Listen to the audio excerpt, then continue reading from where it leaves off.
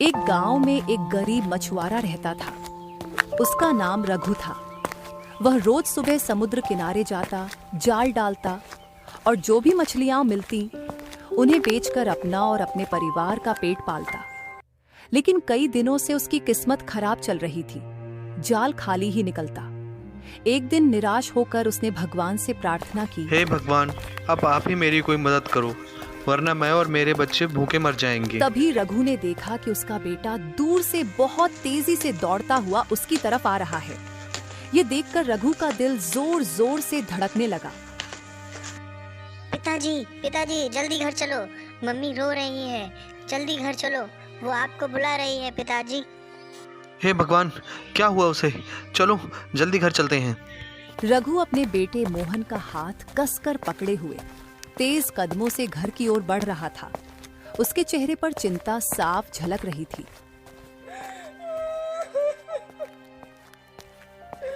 बिंदिया, रो क्यों रही हो? क्या हुआ? सुबह से बिरजू खाने की जिद कर रहा है, लेकिन घर में कुछ भी नहीं है। कल तो मैंने इसे किसी तरह से सुला दिया, लेकिन आज मैं क्या करूँगी? सुबह से सिर्फ चूल्हे पर पानी ही रखा है, बनाने को कुछ भी नहीं है। तुम चिंता मत करो बिंदिया, मैं कुछ करता हूँ। रघु निराश होकर घर से बाहर निकल पड़ा। उसका मन भारी था। घर में खाने को कुछ नहीं था, काम की कोई उम्मीद नहीं थी। रास्ते में चलते चलते वह एक पुराने बरगद के पेड़ के नीचे पहुंचा, जहां एक साधु ध्यान में बैठे थे। आओ बेटा आओ, बहुत निराश दिखाई देते हो। प्रणाम साधु महाराज, आप ठीक ही कह रहे हो। मेरे जीवन में ऐसा कुछ बचा ही नहीं है जिसकी वजह से मैं खुश रहूं। मेरे घर में मेरी पत्नी और बच्चे भूख से बहुत ज्यादा परेशान हैं। तुम परेशान मत हो बेटा, ये जो कुछ भी हो रहा है सब उसकी मर्जी से ही हो रहा है। हो सकता है ऊपर वाला चाहता हो कि तुम कुछ समय इस तरह से परेशान ही रहो। आप क्या कह रहे हो? मेरे कहने का मतलब है कि हो सकता है ये उसकी नीति हो कि तुम्हें वो गरीब रखना चाहता है। हो सकता है अगर तुम अमीर हो जाओ तो तुम इतने विनम्र ना रहो। आप गलत कह रहे हो महाराज। मेरा उस बात करने का तरीका बचपन से यही है और मैं हमेशा इतने ही विनम्र तरीके से सबसे बात करता हूँ। इसमें मेरे गरीब या अमीर होने से कोई फर्क नहीं पड़ेगा। अगर तुम सदैव ही ऐसे विनम्र रहोगे तो मैं ऊपर वाले से प्रार्थना करूंगा कि वो तुम्हें बहुत जल्द ही एक बड़ा और अमीर इंसान बना दे, ताकि तुम दूसरों की मदद कर सको। रघु ने कई बार जाल डाला, लेकिन कोई मछली उसके हाथ नहीं आई। वह थक गया और निराश होकर अपनी नाव में बैठ गया। तभी उसका पड़ोसी रमेश, जो एक बड़ी और मजबूत नाव का मालिक था, वहां पहुंचा। रमेश के पास अच्छा जाल और मजबूत नाव थी, जिससे वह आसानी से ढेर सारी मछलियां पकड़ सकता था।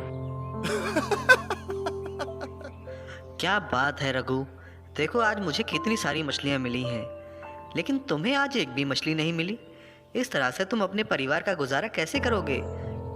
कोई बात नहीं शंकर भाई, अभी शाम होने में बहुत समय है, तब तक कोई ना कोई मछली मिल जाएगी। तुम पर मुझे दया आती है। आपको मुझ पर दया दिखाने की कोई जरूरत नहीं। आखिरी उम्मीद के साथ उसने एक बार फिर जाल डाला। कुछ देर बाद उसे महसूस हुआ कि जाल इस बार भारी है।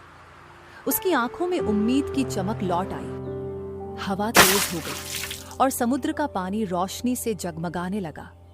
देखते ही देखते पानी में से एक दिव्य स्त्री प्रकट हुई। वे समुद्र की देवी थी। रघु, ये मछली मेरे इलाके की है, हो सके तो इसे छोड़ दो। अच्छा, सुबह से अब मुझे एक मछली मिली है, उसे भी तुम छोड़ने को कह रही हो? मेरी बात मान जाओ रघु, अगर तुम इस मछली को छोड़ दोगे तो मैं तुम्हें एक वरदान दूंगी। तुम कुछ भी मांग सकते हो। नहीं, ये मछली मेरा बच्चा खाएगा, वो 2 दिन से भूखा है।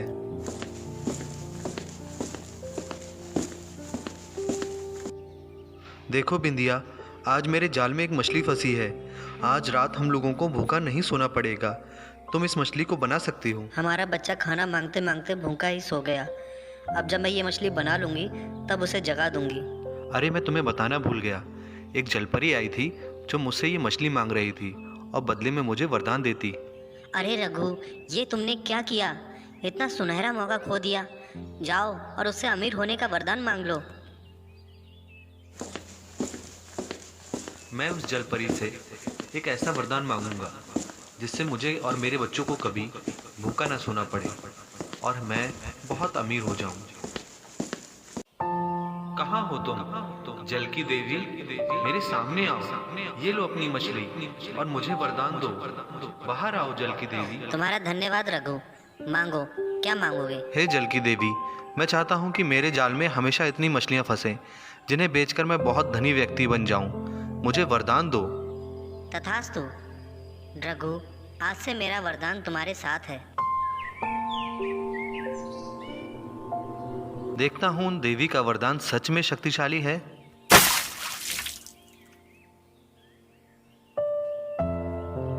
अरे वाह, इतनी सारी मछलियाँ!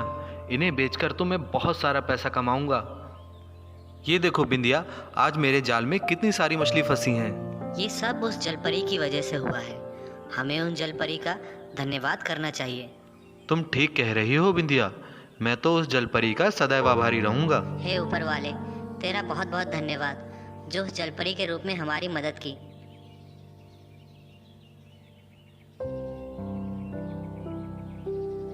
आज भी एक भी मछली नहीं मिली है। लगता है मुझे नाव बेचनी पड़ेगी। पता नहीं उस रघु ने क्या कर दिया है। ये सारी मछलियां उसी के जाल में फंसती हैं और हमारे जाल हमेशा खाली ही निकलते हैं। देखो ना, रघु के पास बहुत सारा पैसा है, लेकिन मैंने सुना है वो बहुत घमंडी हो गया है।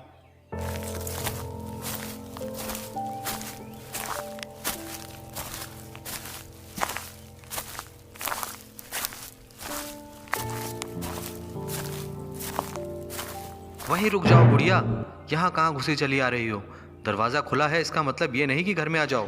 अरे माफ करना बेटा, मुझे बहुत तेज भूख लगी है। कुछ खाने को हो तो दे दो। अरे अरे, पीछे हटो, तुम्हारे अंदर से बहुत बुरी बदबू आ रही है। इसी वक्त मेरे घर से बाहर निकल जाओ, चली जाओ यहाँ से। अरे बेटा, तुम तो बहुत धनी हो। इस गरीब बेसहारा बुढ़िया की मदद कर दो बेटा। ये धन मैंने अपनी मेहनत से कमाया है, ना कि तुम्हारी तरह गली गली भीख मांगकर। चली जाओ।